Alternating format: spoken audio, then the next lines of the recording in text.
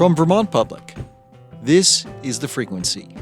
I'm Mitch Wertlieb. It's Wednesday, June 18th, and here are today's headlines.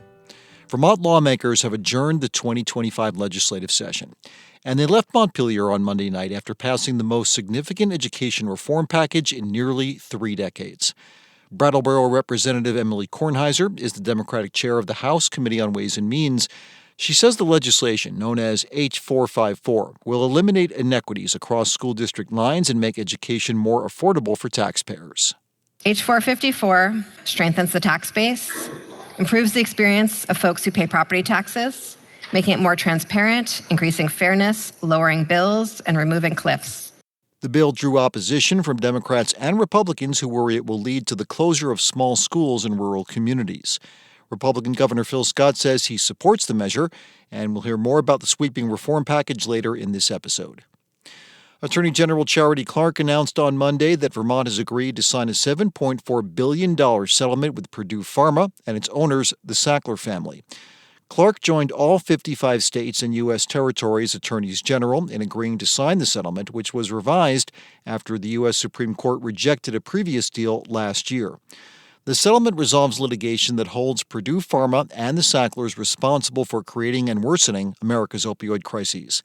Once signed, the Sackler family will lose control of Purdue Pharma and their ability to sell opioids in the U.S.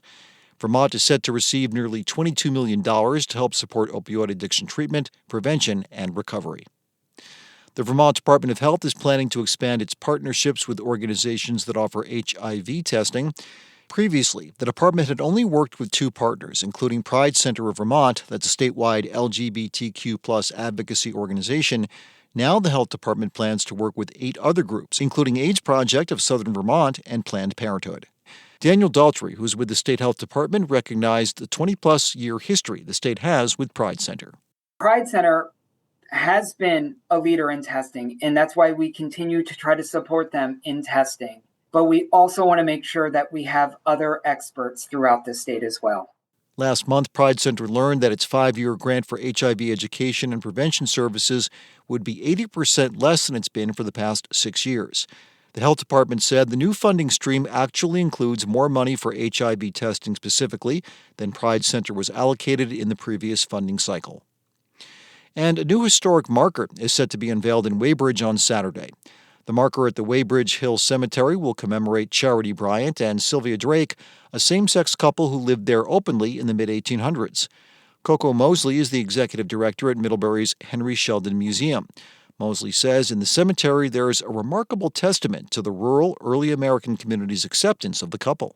They are buried under the same headstone. Typically, a shared headstone was reserved for a married couple. The marker unveiling is at the cemetery in Weybridge at 1 o'clock in the afternoon Saturday, and a pop-up exhibit at the Henry Sheldon Museum in Middlebury will feature the couple's archival materials like letters and memorabilia, and that's set for 2:30 p.m. on Saturday.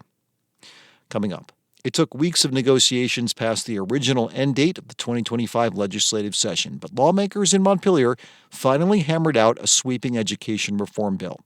We'll dig into the details and hear about the concerns that some legislators still have over the final product. That's after this.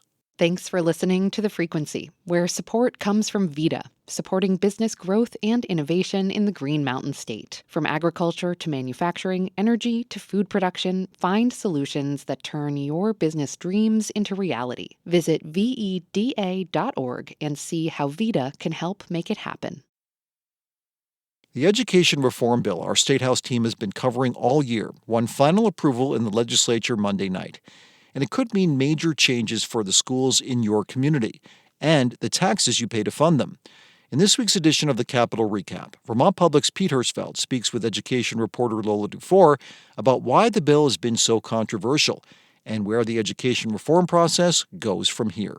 Lola, this bill has seen pushback throughout the legislative session from a range of constituencies.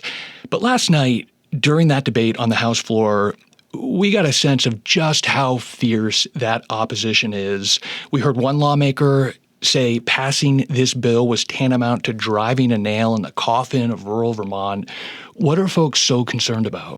It'd be hard to understate just how seismic a change we are talking about. This would change everything about how we fund schools, how we govern schools, and crucially, the physical footprint of our schools. And I think the number one thing that people are scared about is that their beloved community school will close. And the other thing that this bill does is it dramatically shifts power away from the local level to Montpelier and also to much, much larger regional school boards.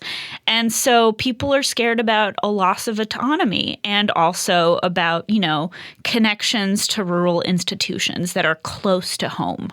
The bill supporters, Lola, aren't necessarily disabusing people of their concerns about this bill. Phil Scott, really the originator of the legislation, has acknowledged, small schools are going to close if we do this. Democratic lawmakers acknowledge that this is going to force some uncomfortable conversations that result in unpopular decisions at the local level. They want to march forward notwithstanding those concerns, though. Why are they so committed to moving forward with this, despite all the things you just talked about?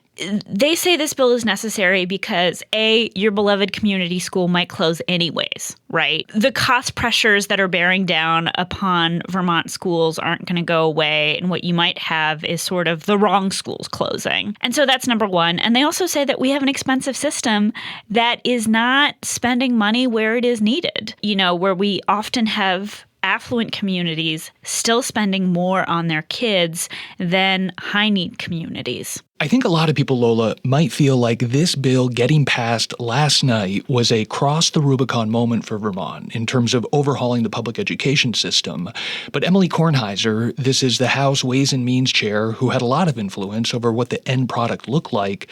She says this bill only accomplishes about a third of the things that need to happen legislatively in order for this education transformation to become a reality. How locked in is all the stuff that this bill tries to accomplish? This bill is definitely going to become law. The governor is going to sign it. But whether it becomes reality is an entirely different matter. I'm reminded a little bit of single payer. We passed a law in Vermont to move to single payer, but we never actually got single payer. The clean heat standard would be another example. This bill has so many off-ramps. And the biggest one is probably that unless lawmakers create new school district maps, most of what is in here will never actually happen, including moving to this new funding system. And so, as difficult and as controversial and as hard fought as this year was, I think we can expect much the same of next year.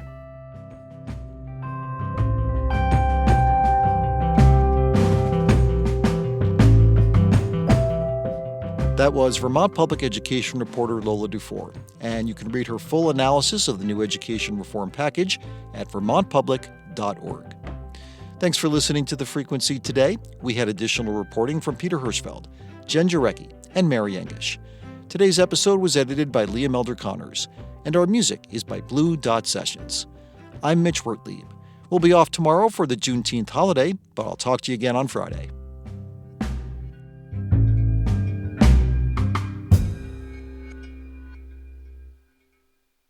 Planet Money helps you understand the economy. We find the people at the center of the story. Garbage in New York, that was like a controlled substance. We show you how money influences everything. Tell me what you like by telling me how you spend your money. And we dig until we get answers. I had a bad feeling you were going to bring that up. Planet Money finds out.